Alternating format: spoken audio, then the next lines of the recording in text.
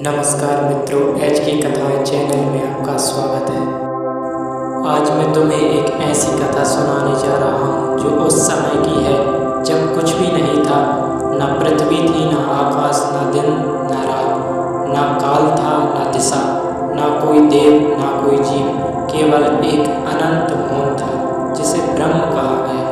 वो ब्रह्म न कोई नर था, न नारी, न रूप, न रंग, न कोई शब्द, केवल मौन, केवल अस्तित्व। सत्यम ज्ञानम अनंतम ब्रह्म।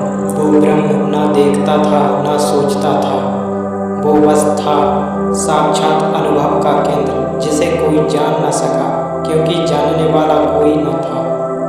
लेकिन एक क्षण आया जो वास्तव में क्षण नहीं था, क्योंकि समय भी उस मौन ब्रह्म के भीतर जन्म लेने की प्रतीक्षा कर रहा था। और तभी ब्रह्म ने इच्छा की, एकाहम बहुश्याम, मैं एक हूँ, मैं अनेक बनूँ। यही थी सृष्टि की सबसे पहली चाहत। कोई क्रिया नहीं, कोई योजना नहीं, केवल एक इच्छा। और इस इच्छा से उत्पन्न हुआ स्पंदन।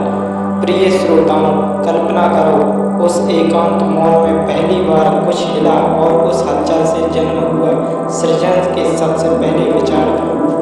ब्रह्म ने जब यह चाहा कि वह अनेक हो, तो पहले प्रकट हुए तत्वों के बीच आकाश, वायु, अग्नि, जल और पृथ्वी।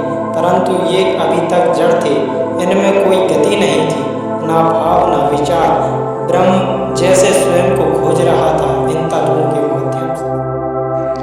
और तब उस मौन ब्रह्म की इच्छा से प्रकट हुआ एक दिव्य कमल, जिसकी डंडी से लेकर पंखुड़ियों तक में फैला था सृष्टि का रहस्य। यह कमल केवल प्रकट हुआ सृष्टिकर्ता नारायण भगवान विष्णु की नाभि से, और उस कमल की सबसे ऊपरी पंखुड़ी पर प्रकट हुए ब्रह्मा।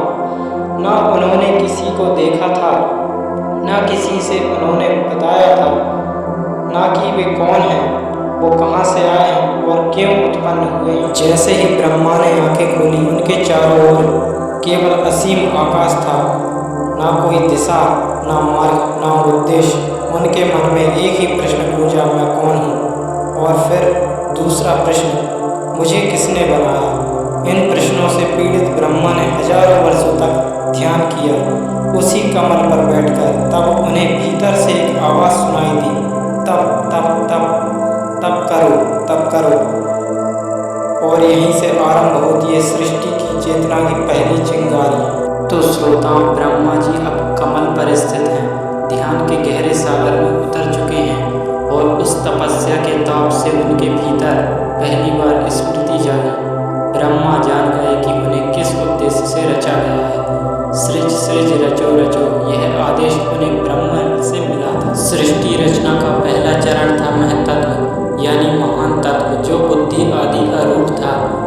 यहीं से उत्पन्न हुआ आत्म संवेदन, पहली चेतना, पहला मैं का बोध, अहंकार, अहम यानी मैं हूँ। यहीं से शुरू हुआ अहंकार तत्व। सूक्ष्म शरीर की रचना ब्रह्मा जी ने सबसे पहले रचे।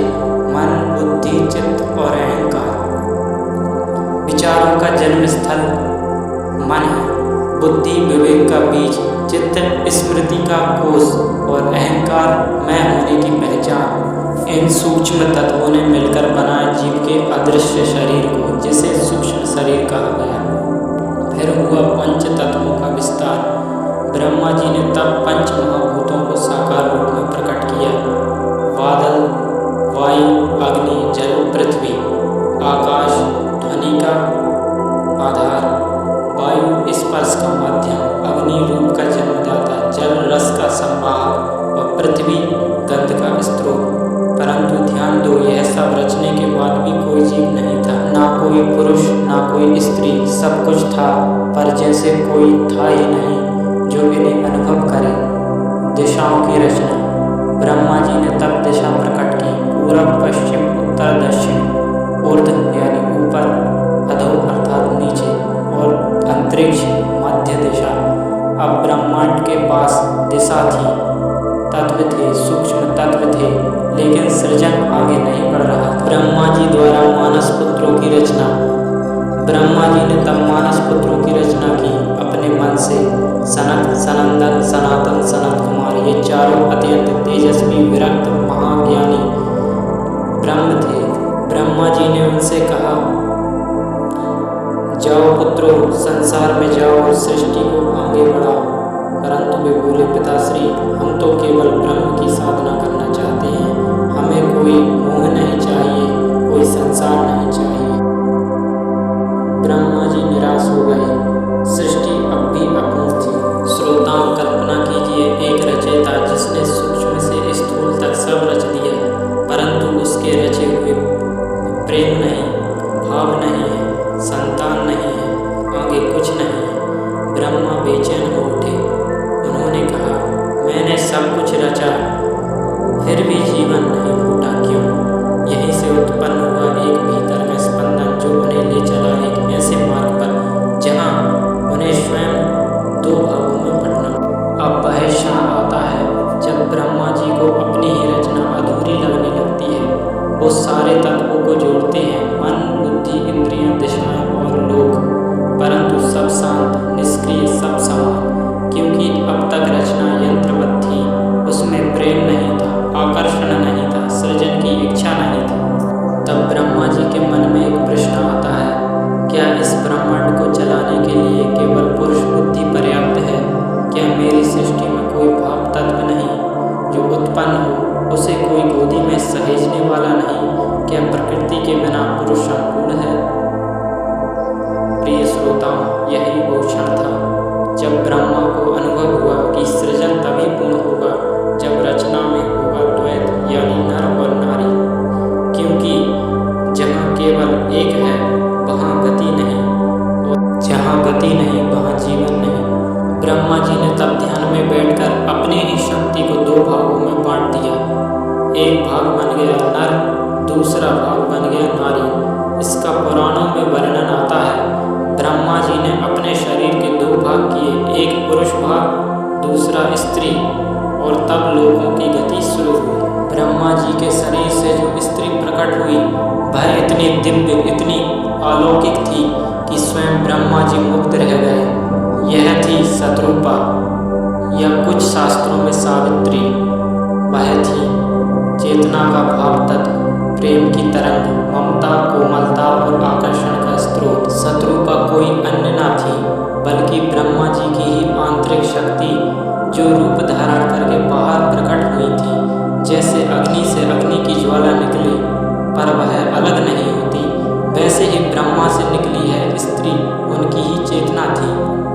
श्रोताओं, जब शत्रुपा प्रकट हुई तो ब्रह्मा उनकी ओर देखते ही रह गए। हर दिशा में, हर कोमल गति में, हर भाव में उन्हें ब्रह्म की अद्वितीय शक्ति दिखाई दी। परंतु जब उन्होंने अपनी ही सृष्टि की ओर आकर्षण अनुभव किया तो देवताओं ने यह देख लिया और उन्हें लज्जा हुई। यहाँ से कथा में आता है एक रोचक मोड़। कुछ शास्त्रों में आता है कि जब ब्रह्मा ने शत्रुपा को आकर्षक भाग से देखा तो शिव जी और उन्होंने कहा, हे ब्रह्मा, यह सृष्टि की शक्ति है, इसे वासना से नहीं श्रद्धा से देखो। यह प्रकृति है, मात्र भोग्य नहीं। यहाँ से स्त्री के दिव्य रूप की स्थापना हुई, उसे सहचरी माना गया, आदि शक्ति, आदि चेतना। अब ब्रह्मा जी ने मनु और शत्रुपा की सृष्टि की, पुरुष और स्त्री का प्रथम युगल, जिसने आगे मानव जाति की उत्पत्ति की। उनमें प्रेम था, संतान की इच्छा थी, संवेदना थी, यानी पूर्ण जीवन की झलक थी। स्त्री और पुरुष से बहती काम, प्रेम, माया और मोक्ष की धारा। अब जब ब्रह्मा जी ने स्वयं को नर और नारी में विभाजित किया तो ब्रह्मांड के एक अदृश्य, मधुर परंतु शक्तिशाली तरंग फैल गई, जिसे कहा गया काम। परंतु वह वासना नहीं बल्कि सृजन की इच्छा थी, जीवन को आगे बढ़ाने का पहला स्पंदन। शास्त्र कहते हैं काम की उत्पत्ति ब्रह्मा जी के मन से हुई थी। यह वह काम था जो जीवन को गति देता है, वह काम जो चेतना को स्थूल रूप में प्रकट करता है। परंतु जैसे ही यह काम स्वार्थ, मोह और वासनाओं में बदलता है, वही बनता है बंधन। अब ब्रह्मा जी ने अपनी ही इच्छा से रचा मनु और शत्रुपा। मनु बने पुरुष के प्रतिनिधि और शत्रुपा बनी प्रकृति की प्रथम अभिव्यक्ति। इन दोनों से आगे चली वह वंश परंपरा जिससे मानवों का, देवों का, राक्षसों का और प्राणियों का जन्म हुआ। मनु से आगे आए इला, इक्ष्वाकु, ययाति, भरत और इस प्रकार मानवता का इतिहास प्रारंभ हुआ। अब जब पुरुष और स्त्री का मिलन हुआ तो उससे केवल शरीर नहीं बल्कि भाव, करुणा, त्याग और समर्पण का जन्म हुआ। स्त्री बनी ममता, प्रेम और ऊर्जा की देवी। पुरुष बना संकल्प, रक्षा और साहस का प्रतीक। अब सृष्टि में केवल शरीर नहीं बल्कि जीवन का रस प्रवाहित हुआ। यहीं से प्रकट हुई माया, वह शक्ति जो सृष्टि को बंधन में रखती है। जब पुरुष स्त्री के रूप पर मोहित होता है, जब स्त्री पुरुष के रूप में मोहित हो जाती है, जब दोनों एक दूसरे को अपनी संपूर्णता मान बैठते हैं, तब माया अपना खेल रचती है। माया कोई बुरी शक्ति नहीं बल्कि वह विक्षेप है जो अपने मूल चेतना से अलग कर देता है। अब यहाँ एक और गूढ़ सत्य आता है। ब्रह्मा जी ने स्त्री और पुरुष की रचना इसलिए की थी ताकि जीवात्मा सृष्टि के अनुभवों से गुजरकर फिर से स्वरूप ज्ञान तक पहुँचे। इसलिए स्त्री और पुरुष का मिलन अंत नहीं बल्कि मोक्ष की यात्रा का प्रारंभ है। जब मनुष्य रूप के आकर्षण से ऊपर उठता है, जब वह समझता है कि स्त्री और पुरुष दोनों एक ही ऊर्जा के दो रूप हैं, तब वह ब्रह्म को पहचान लेता है। ब्रह्मा जी की इस सृष्टि ने मानवों में उत्पन्न किए काम, प्रेम, ममता, दुख, विवेक, वैराग्य और मोक्ष।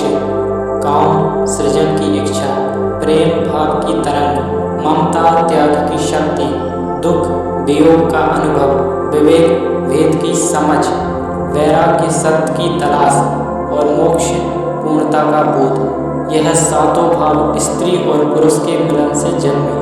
अब समय आ गया है उस अंतिम रहस्य को जानने का जो ब्रह्मा की इस विराट सृष्टि के पीछे छिपा है। शास्त्रों में उल्लेख आता है कि जब ब्रह्मा जी ने अपने ही शरीर से स्त्री को उत्पन्न किया और जब उनमें काम उत्पन्न हुआ, तब उन्हें क्षणिक गिलाने का अनुभव हुआ। उन्होंने कहा, यह तो मेरी ही शक्ति है, फिर यह आकर्षण क्यों? यहाँ से एक महान सत्य प्रकट हुआ कि सृजन और मोह में बहुत सूक्ष्म अंतर है। ब्रह्मा जी ने तब समझा, मुझे सृजन करना था स्वयं से, परंतु बिना स्वयं में फंसे हुए। और यही है हम सबका भी मार्ग। जब आत्मा स्त्री पुरुष के रूप में जन्म लेती है तो वह अपने पूर्णता के भ्रम में बंध जाती है। वह सोचती है मैं अधूरी हूँ, इसलिए वह बाहर किसी और को खोजती है। लेकिन सच्चाई यह है कि जो भीतर है वहीं बाहर प्रकट होता है। पुरुष के भीतर भी स्त्री है, भावना, करुणा, ममता, और स्त्री के भीतर भी पुरुष है, संकल्प, दिशा, विवेक।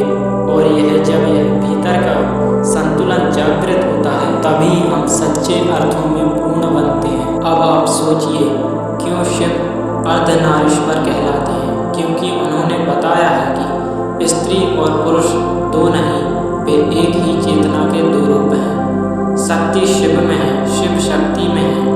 बिना शक्ति के शिव सब हैं और बिना शिव के शक्ति विक्षिप्त ऊर्जा है। ब्रह्मा की सृष्टि का यह भी एक गूढ़ संकेत था कि मनुष्य इसी अद्वैत का अनुभव करने के लिए जन्म लेता है। ब्रह्मा जी ने अपने अनुभव से जाना, मैंने सृष्टि बनाई, लेकिन अब यह जीव जब तक स्वयं को नहीं पहचानेगा तब तक वह इस खेल में खोया रहेगा। इसलिए उन्होंने बनाया ज्ञान, विवेक, धर्म, तपस्या और अंततः भक्ति, ताकि जीव इस संसार के अनुभवों से गुजरकर फिर से अपने स्वरूप में लौट सके। अब और एक बड़ा रहस्य ध्यान से सुनिए। यदि स्त्री विलास बन जाए तो पुरुष वासनाओं का बंदी बनता है, लेकिन यदि वही स्त्री साधना का स्वरूप बन जाए तो पुरुष मुक्ति का मार्ग पकड़ लेता है। इसी प्रकार यदि पुरुष केवल भोगी हो तो स्त्री असंतुष्ट और पीड़ा में रहती है, लेकिन यदि पुरुष धर्ममय हो तो स्त्री आध्यात्मिक शक्ति बन जाती है। यानी दोनों एक दूसरे को बंधन भी बना सकते हैं और मोक्ष का साधन भी। अब अंत में ब्रह्मा जी ने यह सुनिश्चित किया कि जीव भटक न जाए, इसलिए उन्होंने जीवन को बांटा 4 आश्रमों में। ब्रह्मचर्य, स्वयं को समझने का काल, गृहस्थ, स्त्री पुरुष के संतुलित मिलन का काल,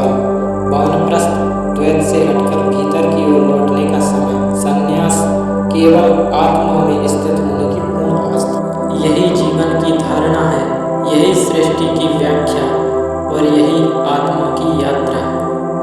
हे मेरे प्रिय श्रोताओं, ब्रह्मा जी ने जब स्त्री और पुरुष की रचना की तब उन्होंने केवल शरीर नहीं बनाया बल्कि जीवन का संपूर्ण रहस्य रचा। स्त्री और पुरुष न केवल शरीर हैं, न केवल भाव, बल्कि वे ईश्वर की योजना का वह द्वार है जिसके माध्यम से आत्मा अपनी यात्रा पूरी करती है।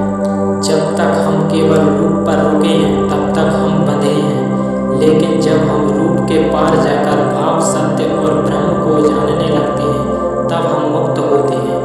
यही है ब्रह्मा की सृष्टि का अंतिम उद्देश्य। तो मेरे प्रिय दर्शकों, यह थी वह अलौकिक कथा ब्रह्मा जी द्वारा स्त्री और पुरुष की रचना की, जो केवल सृष्टि नहीं बल्कि चेतना की महायात्रा है। यह कथा केवल सुनने की नहीं बल्कि समझने, अनुभव करने और जीने की है। यदि यह कथा आपके अंतर मन को छू गई हो तो इसे अपने जीवन में उतारिए और इस ब्रह्मांड खेल को समझिए